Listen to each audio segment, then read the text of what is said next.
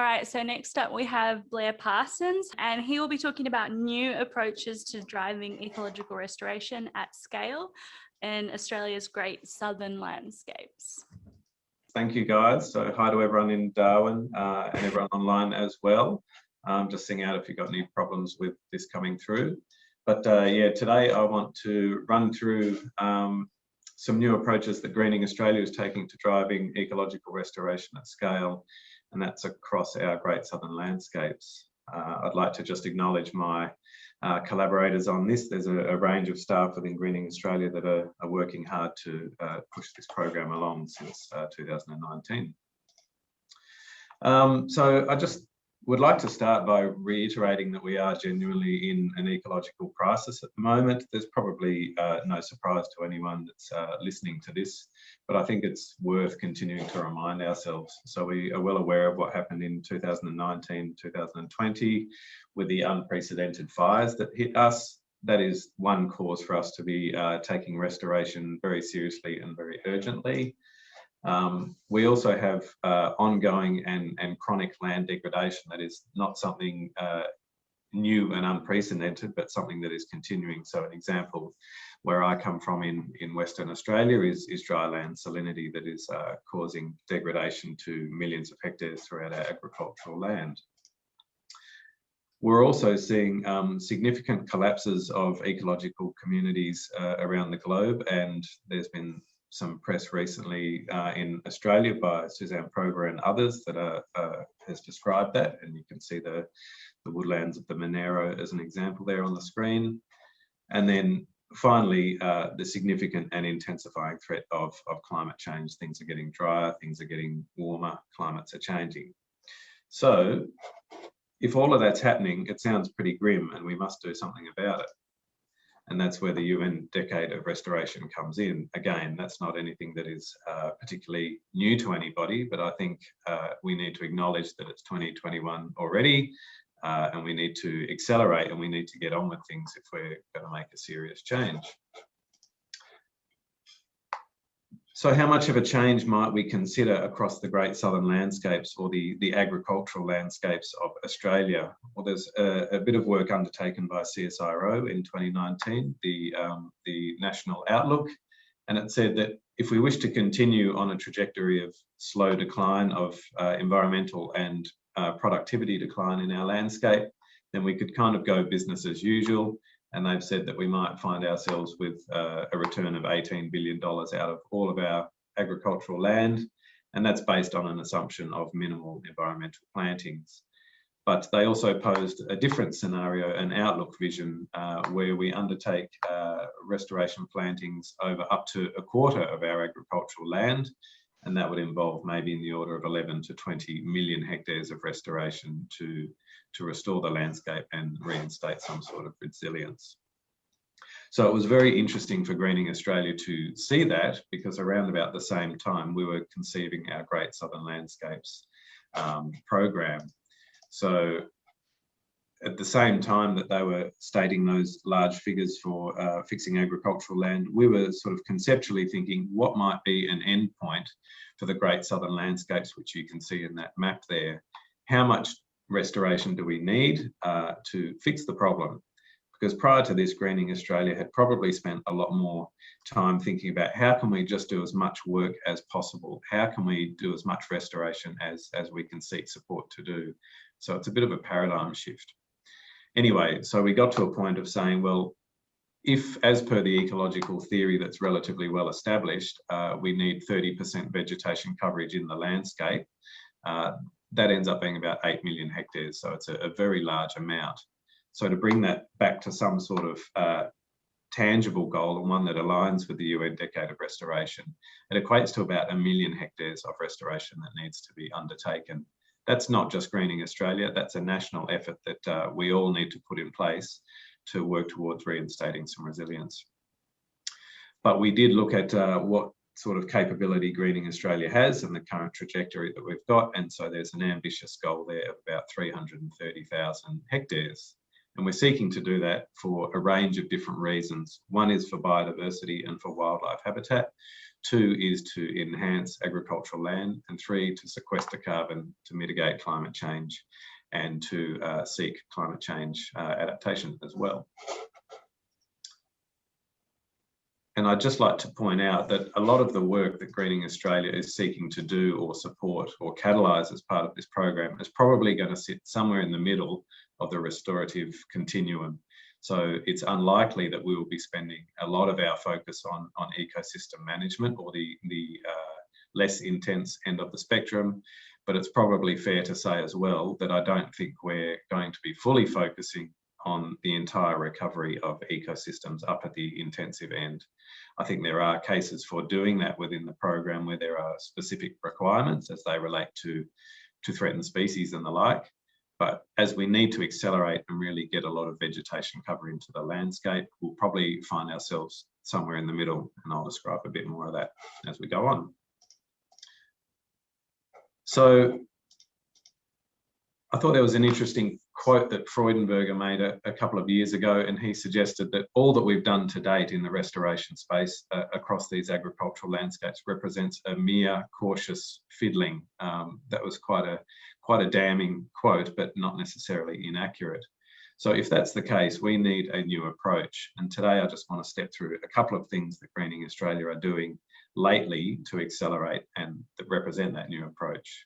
And those are that we are using spatial prioritization to ensure that we have restoration success and maximise the impact that we're achieving.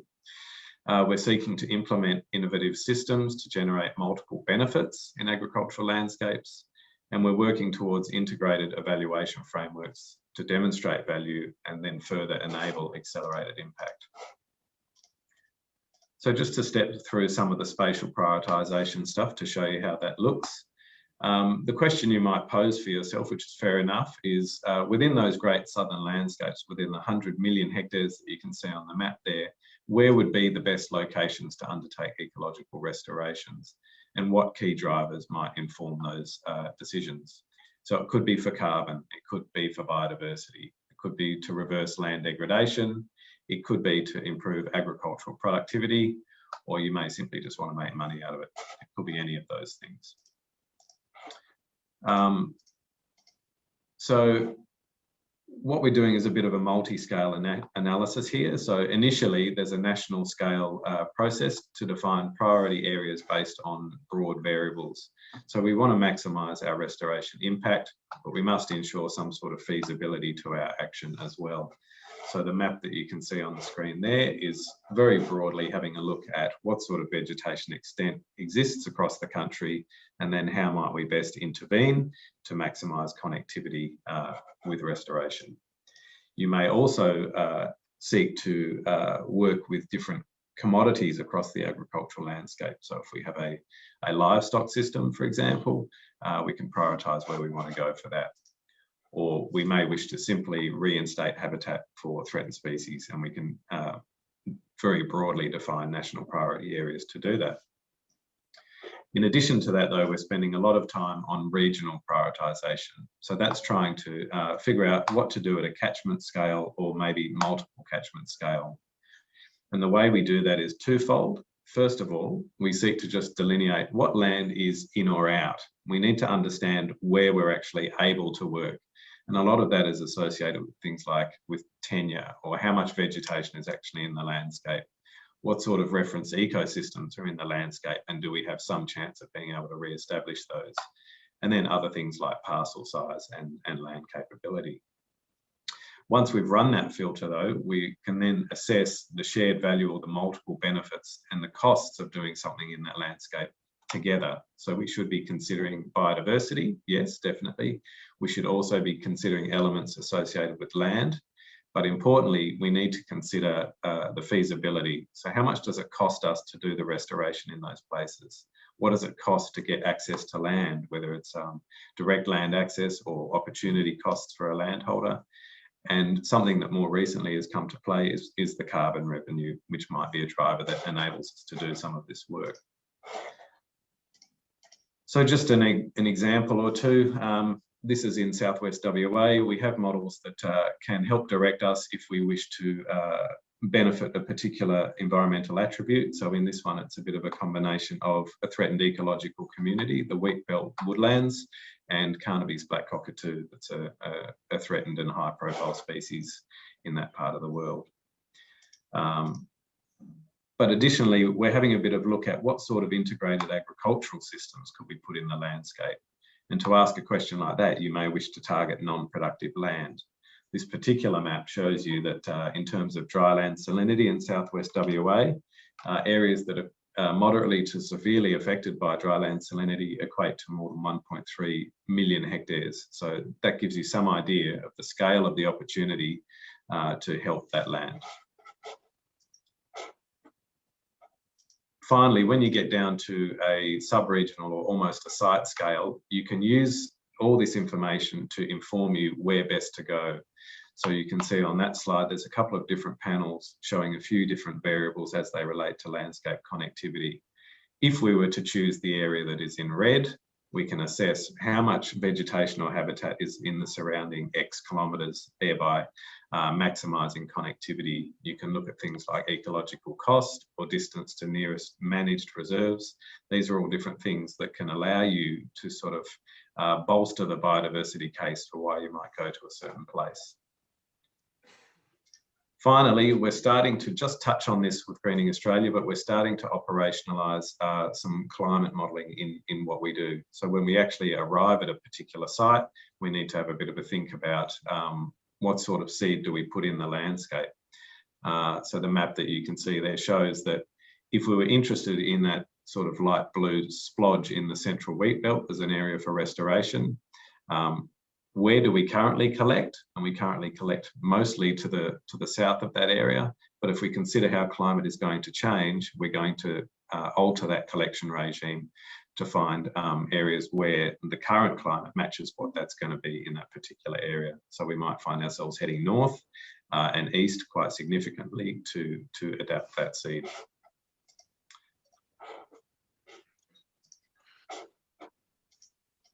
What's interesting when you do all of this, though, is that you have many different competing values. So some of them are well quantified, some of them are not so well or easily quantified. So land price and carbon yield, for example, they're quite easily quantified, hence the smiley face. Restoration cost and productivity, not quite so easily quantified, they're a bit in the middle. And then probably something like biodiversity, ecosystem services and land repair, they're a bit harder to quantify at the moment, and we've still got a bit of work to do to deal with that. But I think if you were to just leave it as is and not bring all those things into one common metric, you're vulnerable to a bit of bias towards the greatest carbon yield or the cheapest land price, and that might lead to some perverse outcomes, ones that are potentially negative for those other particular elements. So just to round out, I just want to show you a system that we are implementing in the agricultural landscapes across the country. It's entitled Shade Shelter Fodder. It's not something that's particularly new for Greening Australia, but the way we're thinking about it is a bit different at the moment. So it is a novel ecosystem that seeks to provide fodder, shade and shelter for livestock and primarily sheep, but we seek to get biodiversity and land repair benefits at the same time as we implement this. So a bit of a novel ecosystem. And what we've done recently is some economic modelling just to understand the place that it has in the agricultural landscape and the benefit that it has to the landholder. We're finding that the payback period can be somewhere between 5 to 10 years for the landholder should they choose to implement this themselves. But if you open that up to carbon opportunities, that payback period can be significantly less. So it starts to become a bit more appealing. And just to reiterate that there is a very large area of opportunity across the country where there is currently very poor grazing or cropping value to land, and land that is actively degrading and needs a bit of help. And that's just that same map there to show you that scale of opportunity. So this is just what shade shelter fodder looks like. This is a 4-year-old example and it's currently ungrazed. You tend to leave it ungrazed for 3 to 5 years before it becomes a productive site. So that's just in case you're curious. and a bit more distant, it's often something that we can use to link up landscapes quite effectively. I just wanted to finish off by talking about the recovery wheel and how we're starting to use that, or to illustrate how we're monitoring different things as part of this system. So you could think of it as a wheel, or you could also think of it as a pie. So the traditional approach has a couple of different slices to the pie as per seen in the SARA guidelines. But what we really need to move to is a big, fat, expanded pie, and one that's attractive to and understood by a couple of different beneficiaries, being the public, the landholder, and the carbon emitter. So what do I mean when I'm describing this? Well, first of all, there are a bunch of ecological attributes that we tend to think about, and then there are also the social attributes that are outlined in the guidelines. We tend to hang out in this space delineated by the blue shape there. This is the traditional space that ecological monitoring deals with, and we're pretty good at understanding how restoration is performing. But if you're going to input something into the landscape like shade shelter fodder, there are other things that you need to think about. So one in particular is thinking about overutilisation. What that means in terms of this system perhaps is, are the farmers putting stock back into the system too soon and overgrazing it? And then does it lose those various other benefits that we seek ecologically, whether it be reversal of land degradation or biodiversity benefits? So it's really interesting to see that these things interact quite closely, and our monitoring and evaluation must be designed to pick up these interactions. But importantly, we need to deal with a whole bunch of social things that aren't the traditional space that Greening Australia and ecological types think about. So those might be ecological or social or cultural. So first of all, an eco-business secured. So my translation of that roughly is there productivity and profit from the marginal land? So are we getting benefits of shade, shelter and fodder for livestock? And then are they more productive and more resilient in having this system in place? Are we reversing farmland degradation? So that's the soils and water repaired slice. We really need to think about that quite specifically for this system, because it's a stated target and a stated benefit that we talk about. Is there any carbon sequestration that is being achieved by this? If carbon is built into the cost structure of this system and the landholder and large emitters are banking on that, then we need to understand how that is performing. And then finally, in terms of local benefits ensured, it's really, really critical to ensure that there's an appropriate business model and an appropriate cost share setup so that private landholder benefit is achieved by this system. If we can achieve those sorts of things, then we believe that we can achieve accelerated uptake across a landscape. So I just wanted to share how Greening Australia is starting to expand its thinking around monitoring and evaluation to take in these new elements and bring them in alongside the traditional ecological elements. So finally, just to finish off in summary then, really we need to know where we're going and why if we're going to accelerate ecological restoration across the Great Southern Landscapes. And if we do that, we can ensure success and maximise our impact. We need to focus on generating those multiple benefits and the shared value out of the systems that we implement. And importantly, we've got to value the relevant benefits consistently to enable that accelerated and long-term positive impact. I will leave it there, but thank you very much.